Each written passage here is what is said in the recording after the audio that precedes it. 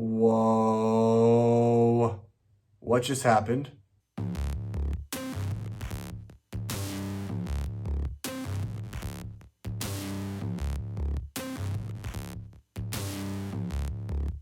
WandaVision episode 5 was insane. It was bold. It left me with a lot of questions, and I want to talk about all of the things that we saw in this latest episode of WandaVision, because holy cow, is there a lot to dissect and unpack.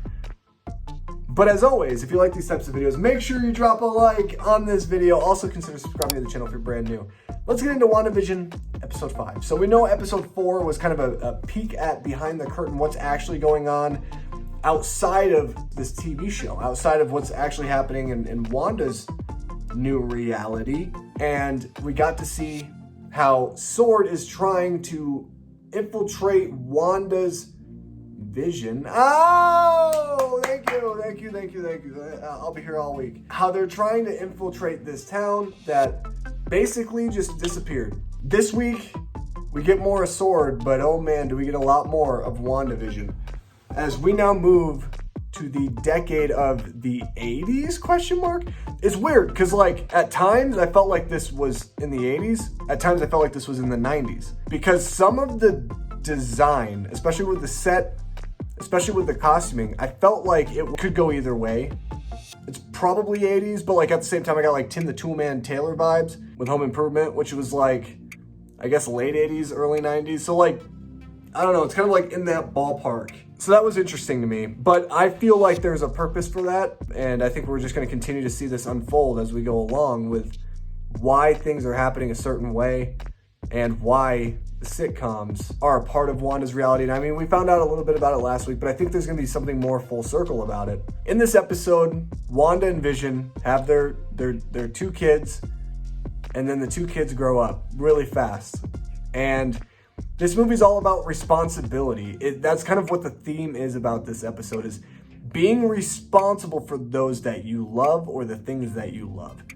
And not only do Wanda and Vision's kids, Billy and Tommy, get this lesson from Wanda herself, but this is also a great lesson for Wanda, because we find out that Wanda actually stole Vision from the SWORD lab, which is insane, but that she's not being responsible enough to let Vision in on what is actually happening. Because guess what happens, guys?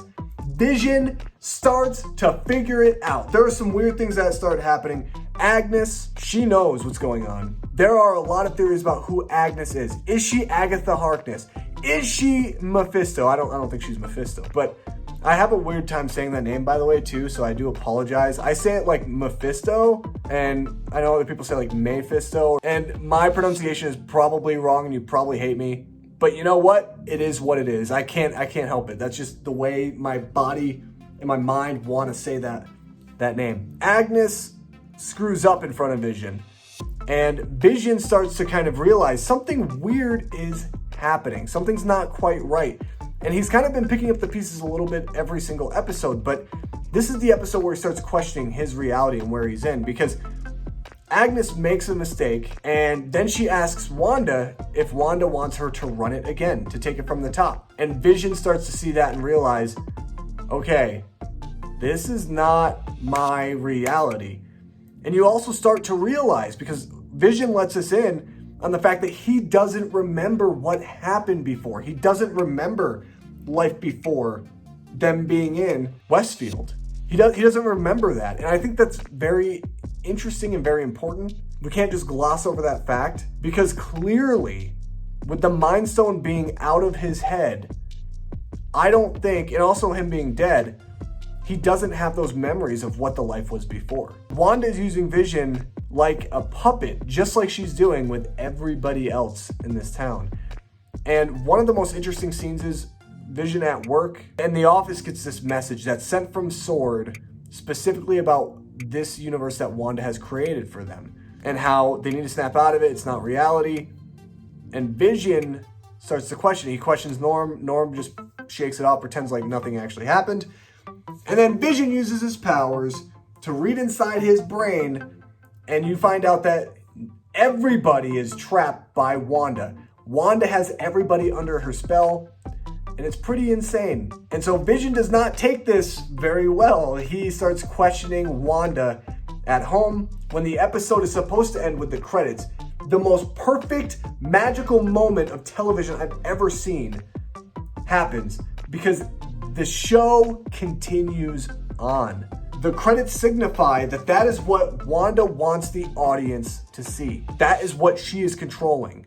However, she can't control the fact that Vision is now starting to question her and her antics and what is actually going on there. And so she's almost in a way stuck with having to show the audience, which is S.W.O.R.D., what is going on. It's really fascinating. There's so many layers to just this one specific thing that happens in this episode that I absolutely ate up and I loved. Then you see a moment where it looks like Wanda and Vision are going to have a fight, which was going to be freaking epic. She tries to explain to him that she doesn't control everything. Things happen that are out of her control until there's a mysterious ring at the door and she tells Vision that she had no control about what happened. And in walks Evan Peters' Quicksilver character. Crazy moment. We all knew it was going to happen. He had been announced coming onto the show months ago. This is pretty insane because I have some theories on why Evan Peters' Quicksilver is here and what this means for the MCU as a whole. Because I don't think the way that everyone else thinks. Some people I've heard that he could be Mephisto. Some people think that, you know, he is just emulating what Quicksilver was in a different universe for Wanda. I don't believe that, and I don't buy it. Some people believe that Wanda was telling the truth to Vision, saying that she didn't control that moment where he shows up on their doorstep. Now, what I say to that last thing that I just said is that I believe it slightly, but I also think she has a lot more control than what she's making it out to be. My theory is that he was plucked out from the multiverse, and in the multiverse itself, he is the last resemblance of what Quicksilver is in the MCU. And so Wanda, in a way, wishes for her brother to be back. Now, is it by the hand of Mephisto that he brings Quicksilver to her doorstep? I don't know, and I'm excited to find out, but I do believe that she had some type of sway and say into this actually happening. But not to the full extent of like she is so powerful she can just grab characters out of the multiverse. I'm not saying that at all, but I do think that there's some type of rip inside of the multiverse. And I think Mephisto is trying to use Wanda to break open that seal between the different universes. And I think it's pretty amazing. I think it's really amazing what's happening. I think that is Evan Peters' Quicksilver. I think he is there, not realizing that he's also a part of this experiment, the simulation, and that he's not necessarily going to be himself. Now, could this change? Could he really be Mephisto? He could. I'm not saying he's not. But I think that storyline is not as interesting as the one that I'm trying to present, because I would hate if the MCU decided, you know what, we're going to introduce this idea of Evan Peters as Quicksilver, who is phenomenal in the X-Men franchise, by the way. One of the best characters that you could bring in from the X-Men franchise. To have that happen where he becomes a regular cast member of the series and not have him actually be the Quicksilver that we love from the X-Men franchise, it's kind of a disservice to the fans, and I think it's also a disservice to the story. Because here's the thing that I want to believe. I want to believe that the multiverse is already starting to come into play. I want to believe that certain things are going to happen in WandaVision that are going to lead into Doctor Strange and the Multiverse of Madness, which we already know, and Spider-Man 3.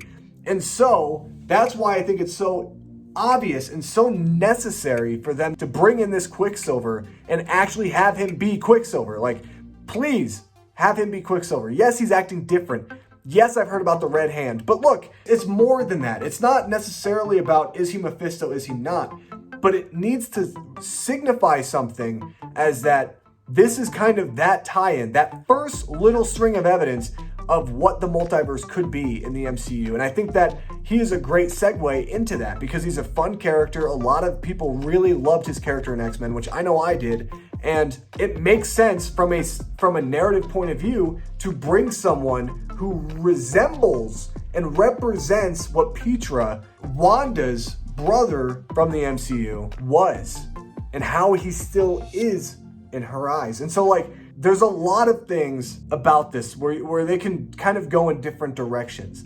And there's a lot of theories out there. I get it. But I really want to believe that the MCU is going to do something very bold, and that would be bold. Having him be Mephisto is also kind of bold, but at the same time, like, is it really? No, not really. I'd rather not have Mephisto in this show. I'd rather have it be the central focus is that Wanda is becoming a villain herself, and she is going to try to take apart Sword because Sword is trying to mess with her happiness.